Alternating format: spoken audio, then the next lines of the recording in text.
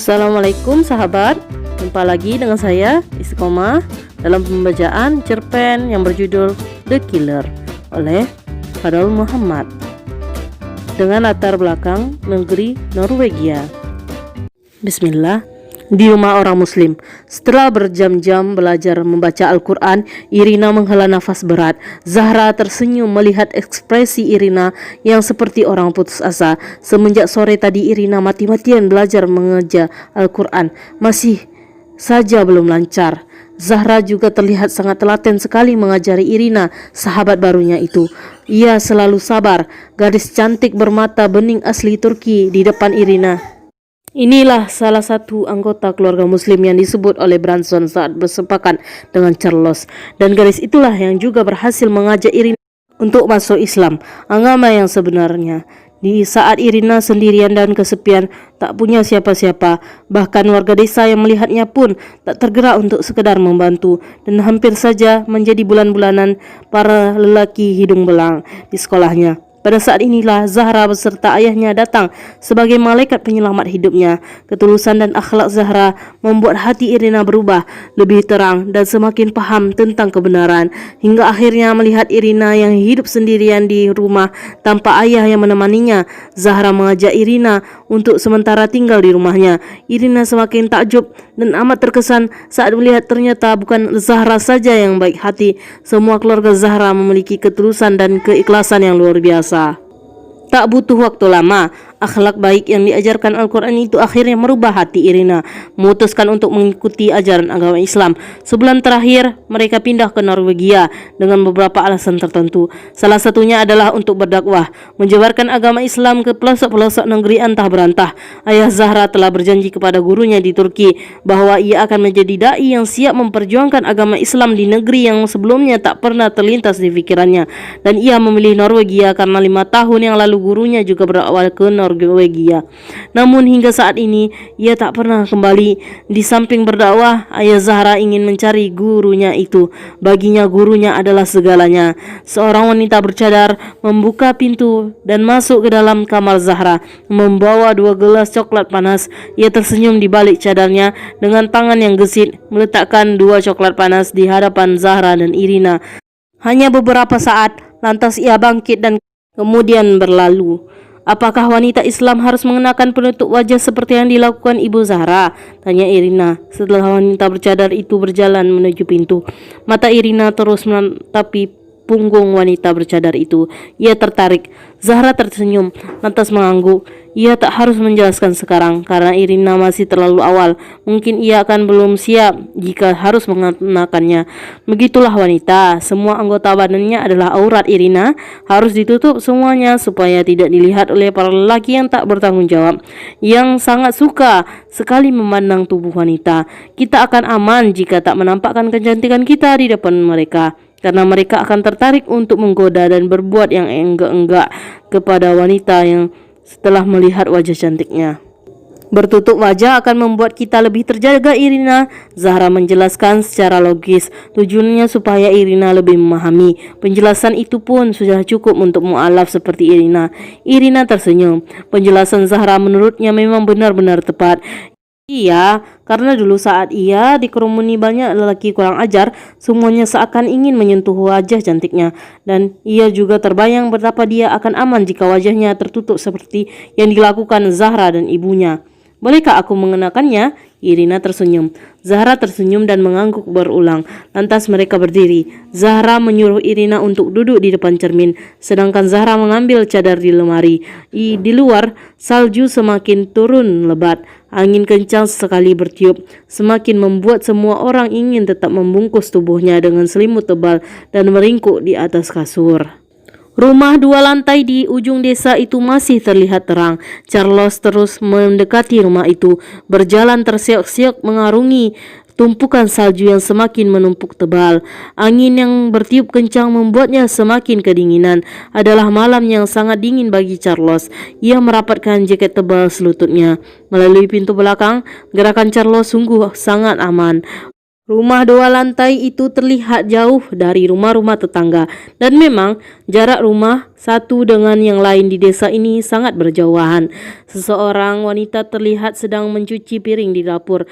Charles terus mengamatinya melalui celah jendela yang terbuka gordennya sedikit. Perlahan ia mengulurkan tali tipis. Pistol laras panjangnya masih ia selempangkan ke belakang punggung. Ia terus bergerak mendekati pintu. Ia benar-benar mahir dalam urusan meretas kunci pintu rumah. Lihatlah, ia sekarang sudah mengendap-endap mendekati wanita yang masih asyik mencuci piring itu. Perlahan ia mulai menyiapkan tali tipisnya, dan dalam 5 menit wanita itu sudah terkulai lemas tak bernyawa. Ia kembali berdiri berjalan menyusuri lorong-lorong rumah itu. Entah mengapa ia merasa sangat nyaman sekali berada di rumah ini. Sepanjang ia terus menyusuri rumah ini, sisi kanan dan kirinya terpanjang bingkai-bingkai kaligrafi Arab dan beberapa lukisan Masjidil Haram.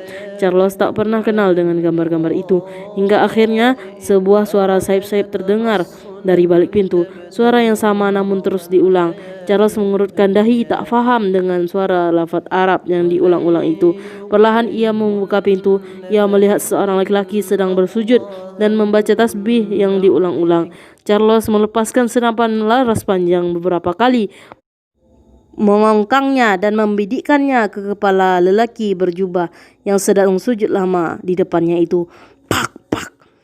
Sementara itu, di lantai 2 Zahra telah memasang kain hitam ke wajah Irina dan mengikatnya erat. Lihatlah, gadis cantik asli Eropa bernama Irina itu sudah sempurna menutup auratnya. Hanya mata birunya saja yang terlihat. Zahra tersenyum. Irina pun juga tersenyum di balik cadarnya. Engkau tetap cantik walau seperti ini, Irina. Benarkah? Tentu. Irina tersenyum melihat Zahra dari cermin. Wajah itu terlihat bersahabat dan sangat hangat. Saat terus memperhatikan Zahra, tiba-tiba sesuatu terjadi. Mendadak mata Irina membelalak. Gadis cantik di belakangnya telah rubuh, tergeletak begitu saja di lantai. Darah segar mengalir deras dari kepalanya. Astaga! Irina bergegas berdiri dan ingin segera menolong Zahra. Namun persis ketika ia berbalik badan, sebutir timah panas telah meleset kencang tanpa ampun menembus perut Irina. Ah! Kedua tangannya menekan perut yang terkena peluru. Darah segar terus mengalir dari lubang perutnya. Tangannya terlumuri darah merah yang bersimbah. Beberapa saat masih berdiri, dan tak lama kemudian ia tumbang. Kepalanya tersandar ke paha Zahra yang telah tewas duluan. Nafasnya mulai berat. Rasa sakit di perutnya membuatnya semakin kehabisan nafas. Charles perlahan masuk ke dalam kamar Zahra, memastikan bahwa mangsanya telah tewas. Saat melihat dua gadis yang terkapar penuh darah, ia menyunggingkan senyum sadis para pembunuh. Saat dikira sudah aman, ia membuka penutup kepala, lantas menggeleng-gelengkannya, membuat rambutnya bergoyang-goyang. Kemudian dengan sepenuh hati, ia menghela nafas lega. Ini terlalu mudah, desisnya pelan sambil berbalik badan, melangkah keluar. Ayah. Langkah Charles terhenti, manakala sepasang telinganya menangkap suara. Menoleh, ia mengerutkan dahinya, lantas berbalik badan. Gadis bercadar itu terlihat merangkak, berusaha mendekatinya. Tangannya ingin menggapai-gapai. Ia masih hidup. Ayah. Charles semakin bingung, tetap terdiam di tempatnya. Bagaimana gadis bercadar itu menyebut dirinya sebagai ayah? Apakah ia sudah tak waras? Aku Irina, ayah. Mendengar pernyataan itu, mendadak wajah Charles berubah bingung. Lantas dengan kepala yang masih dipenuhi dengan tanda tanya, perlahan ia mendekati gadis itu. Irina! Dengan perasaan yang bercampur aduk, Charles berhambur ke sosok tubuh bercadar yang masih tetap merangkak. Ia ingin memastikan apakah benar ucapannya. Entah mengapa ia segera membuka cadarnya. Astaga, mengapa engkau di sini, nak? Apa yang kau lakukan bersama mereka? Matanya terasa panas dan tak tertahankan lagi. Mata yang lama tak pernah mengeluarkan air mata itu sekarang telah deras mengalir. Maafkan Irina, ayah. Irina telah berbohong. Irina tak pergi ke rumah Feli, juga tak mengerjakan tugas kelompok. Suara Irina patah-patah, mulutnya sebentar-sebentar terbuka. Rasa sakit di perutnya membuatnya tak nyaman jika menutup mulut, susah bernafas. Lihatlah, bahkan tubuh Irina tersentak-sentak menahan sakit. Sementara Carlos, laki pembunuh itu terlihat tak bisa berkata-kata. Air matanya terus mengalir deras, tubuhnya menggigil. Rasa bersalah membuat air matanya terus berjatuhan, menatap putri kebanggaannya yang sekarat. Ia tak mampu hanya untuk sekedar bersuara, menyesal dan hanya menyesal. Sayu berharap supaya putrinya tak akan pernah meninggalkannya. Sudah terlampau sering ia bersedih karena sendiri. Irina lah satu-satunya teman hidup penggugah semangat. Namun sekarang teman sekali putri kebanggaannya itu sedang dalam bahaya karena ulahnya. Ayah, jangan menangis. Irina sayang ayah. Apapun yang terjadi, Irina ingin supaya ayah tetap bersama Irina. Matanya berkali-kali terpejam. Sakit di perutnya tak tertahankan lagi. Ia kehabisan napas. "Ya nak, ayah tak akan pernah meninggalkanmu. Ayah akan tetap di sini." Carlos ikut memegangi perut putrinya yang terus mengalirkan darah. "Apakah boleh Irina minta sesuatu sebelum Irina pergi ya? Kau tak akan kemana-mana nak. Kau tahu kan jika hari ini kau ulang tahun, kita akan merayakannya di rumah seperti saat-saat yang lalu. Kita akan berfoto bersama nak. Kita akan bersenang-senang," kata Carlos dalam sela-sela isak tangis. "Tidak ayah, malam ini Irina tak akan berfoto bersama dengan ayah. Irina tak lama lagi akan pergi." Irina semakin susah bernafas, nafasnya terputus-putus. Mata yang bersimbah air mata itu bergerak menatap wajah Irina. Ia hanya ingin supaya waktu yang sudah terjadi terhenti dan kembali ke waktu sebelum semuanya terjadi. Irina menyentuh pipi ayahnya lembut. Tangan itu selalu lembut. "Jika ayah ingin selalu bersama Irina, masuklah ke agama Islam." Persis di kalimat terakhirnya, tangan Irina lunglai, tergeletak begitu saja ke lantai. Nafasnya terhenti, jantungnya sunyi, tak tertolongkan lagi. Ia telah mati di tangan ayahnya sendiri. Merasakan itu, Carlos segera menggoncang-goncangkan tubuh Irina berulang kali. "Irina, Irina, jangan tinggalkan ayah Irina. Kembalilah, ayah punya kejutan kecil di rumah. Ayo Irina, bangun. Ayah pulang. Kita tiup ulang tahunmu nak. Kita berfoto bersama Irina. Bangunlah Irina." Tangisnya meledak. Lihatlah lelaki pembunuh itu. Bahkan ia berteriak-teriak histeris mencoba membangunkan putrinya. Tak ada respon. Suasana lengang. Mata, suara, kesiur angin di luar yang terdengar. Mata Irina telah terpejam untuk selama-lamanya. Anak perempuan kebanggaannya di waktu ini telah menutup kisah bersama, menemaninya hidup bahagia bersama. Carlos tak bergeming. Ia menangis tergugu, memeluk tubuh Irina. Dingin, tubuh itu mulai dingin. Dingin yang akan lebih dingin dari musim dingin yang paling dingin. Dingin yang akan membawanya ke alam sunyi dan kesedihan bertahun-tahun.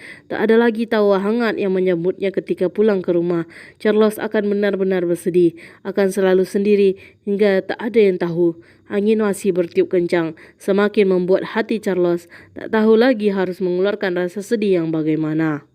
Di kedai kopi, secangkir kopi panas yang diletakkan di meja Carlos membuatnya tersadar, menghapus air mata. Pelayan itu gesit sekali menyajikan apa saja yang ia pesan. Pelayan itu sekali lagi tersenyum mempersilahkan. "Ada orang yang ingin duduk bersama Tuan. Apakah Tuan bersedia?"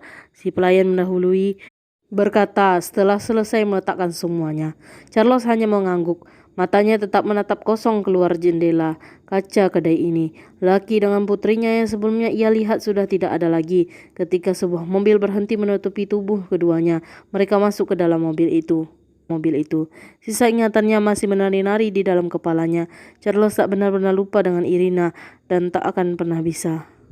Seorang wanita bergegas menghampiri Charles, merapatkan jaketnya, dan tanpa permisi ia segera menarik kursi, duduk berhadapan dengan Charles. Mendadak mata Charles terbelalak. "Gemna," desisnya pelan. Gemna menatap lekat ke arah lelaki parubaya di hadapannya. "Mengapa kau tega membunuh Irina? Apa kau sudah gila? Tidakkah puas kau membunuh orang lain hingga harus merenggut nyawa anak sendiri? Mengapa engkau lakukan, Charles? Mengapa?" Matanya berkaca. Ia benar-benar emosi dan tak habis pikir. Charles terdiam sesaat. Tak punya kata untuk membela dirinya. Tak akan pernah ada. Karena semuanya yang benar-benar memang kelakuannya. "Aku tak sengaja, Gemna." Hanya kalimat ringan saja yang terucap. "Omong kosong. Tak mungkin. Tak mungkin karena tak sengaja. Hanya karena membela diri. Hanya membual saja." Kalimat terakhir yang Gemna ucapkan. Lantas ia berdiri. Ia bingung harus bagaimana lagi menghadapi lelaki yang bekas suaminya itu. Hanya dengan kalimat itu, Charles tak akan berubah. "Kau akan kemana, Gemna?" Charles mencoba menahan istrinya. Tak mau kehilangannya lagi. Tak berkata apa-apa, Gemna beranjak pergi tinggalkan Charles yang masih tergugu. Ia benar-benar benci, kecewa karena pernah menaruh hati kepada lelaki itu. Lihatlah apa yang telah lelaki itu perbuat. Membunuh putrinya sendiri. Bagaimana mungkin? Benar-benar sinting. Gemna mengambil handphone dari saku jaketnya ketika sudah berada di luar kedai. Menyalakannya, lantas menghubungi seseorang. Matanya sekali memperhatikan Charles dari kaca jendela depan kedai. Beberapa detik setelah itu, dari seberang terdengar suara, "Bawa pasokanmu, Jack. Segera. Alamat akan segera kirim. Kau harus segera bergerak cepat. Mungkin jika tak ingin kehilangannya lagi." Gemna berbicara agak sedikit memelankan suaranya. Tak ingin yang lain mendengar obrolannya. Ini misi rahasia. "Oke, aku sudah siap." Di dalam kedai, Charles bangkit dari duduknya ketika suara sirine mobil polisi terdengar riuh di luar kedai. Ada perasaan tak enak tiba-tiba menyeruak dari dalam hatinya. Entah apa yang sebenarnya terjadi di luar. "Tempat ini sudah kami kepung. Charles Fairley, segera keluar dari kedai. Serahkan diri Anda." Suara teriak-teriak terdengar kemeresek. Jelas itu berasal dari suara Toa.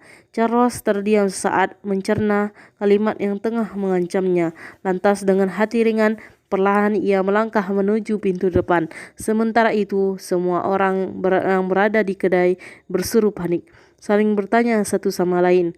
Langit-langit dipenuhi dengan bisik-bisik membicarakan apa yang tengah terjadi. Entah mengapa, Charles tak menemukan ketakutan hanya untuk sekedar menghadapi para polisi itu. Tak ada sedikit pun keinginan untuk kabur. Charles memegang kenopi, terdiam sejenak. "Mungkin ini saatnya untuk menebus semuanya," desisnya pelan. Tangannya mendorong kenopi. Di luar, puluhan polisi sudah bersiap dengan pistol yang teracung.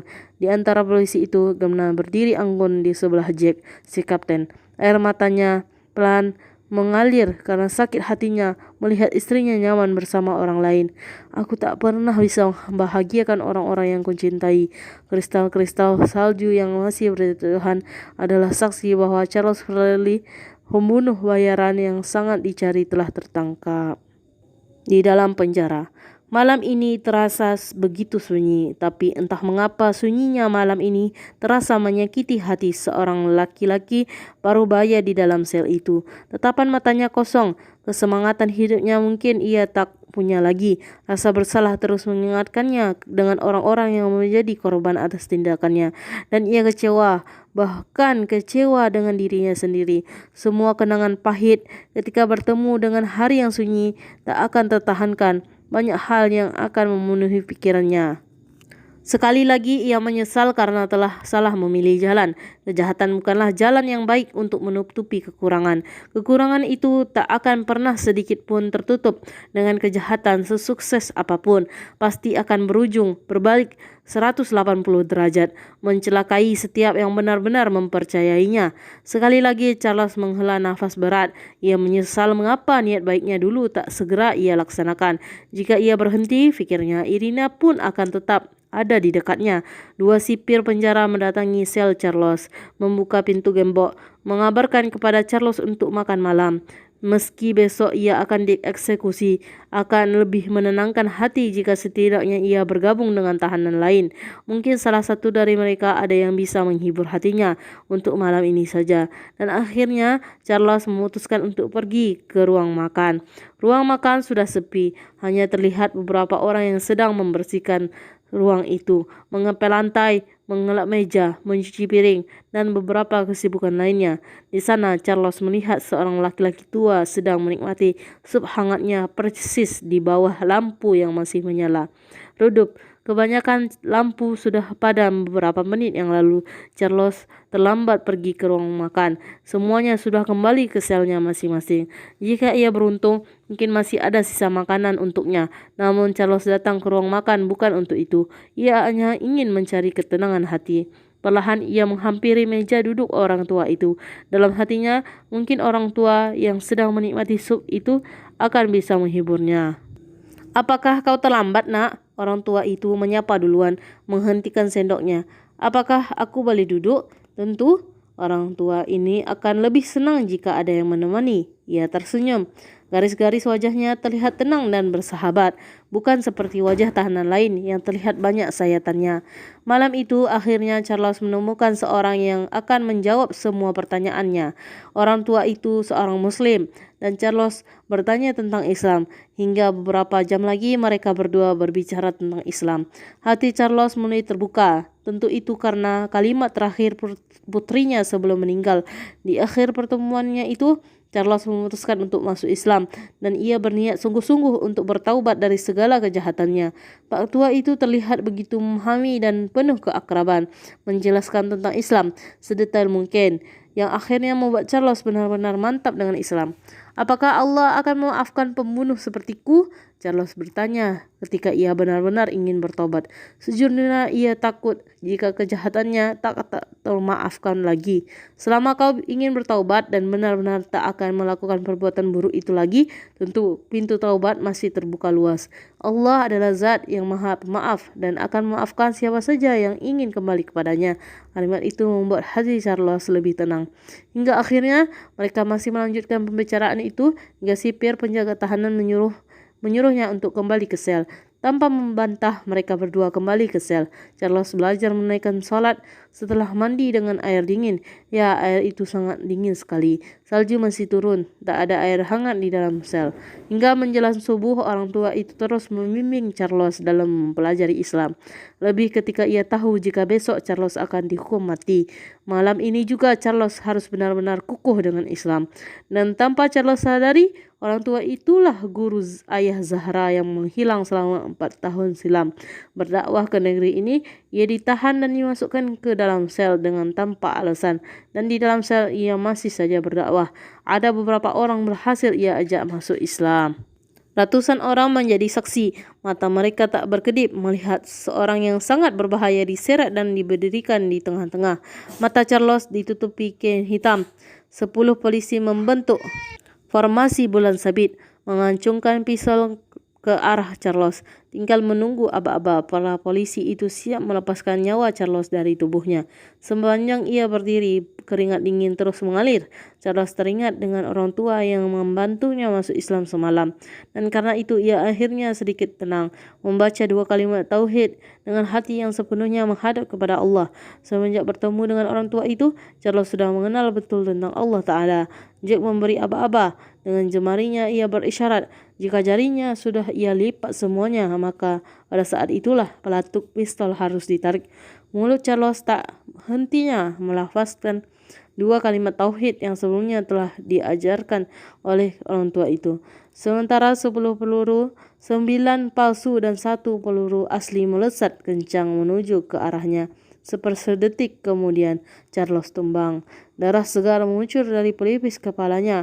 Napasnya terhenti. Detak jantungnya sudah tak ada lagi. Charles menghembuskan nafas terakhirnya dalam keadaan mengucapkan 2 kalimat tauhid. Dengan 2 kalimat itu, ia akan bahagia di akhirat sana dan juga akan kembali bertemu dengan putri tercinta.